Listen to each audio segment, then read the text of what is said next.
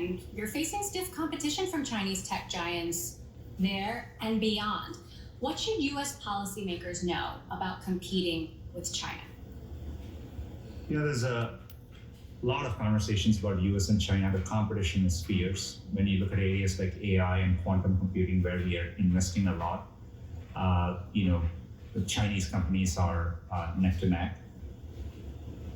What I think about, I was encouraged by the news coming out of Glasgow about the US-China agreement on climate. To me, while we talk about all the areas where we are competing, some of the biggest areas which are common challenges for all of humanity. The pandemic was one. AI and AI safety over time will be a shared one. Obviously, sustainability is another area like that. So I think these are all areas in which the countries can come together. And so I think that's a way by which we think about as, when we compete on the internet, and there may be different visions of how the internet plays out. So I see opportunities both sides. What are the chances that Google Search will ever come back to China, or that Google Cloud would ever come to China? Today we don't provide most of our signed-in services in China, and I don't see that changing. But there are ways, as I said, in areas like AI or sustainability, I think there'll be opportunities for us to work together. Through cloud, we will support multinational companies which have presence everywhere, and so maybe there are opportunities to work that way as well. AI is advancing at an astonishing rate, and it is hard to understand sometimes what this really means. In concrete terms, how will our lives look different, let's say 10 years from now, as a result of AI? Done correctly, in many ways, it's going to be helpful to you. You'll take it for granted. The same way today, for example, in India, over 1/3 of the queries on many phones come through voice. That is something people take for granted. You can do it.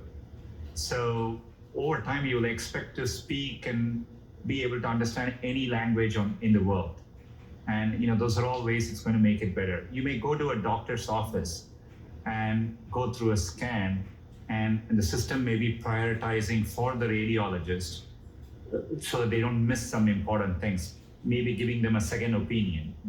So these are all ways in which it will seamlessly start playing a role, and I think we'll see the effects of that. You mentioned if done correctly, and there are concerns. There are fears that AI will replicate the worst of society, even under Google's own roof, from your own researchers.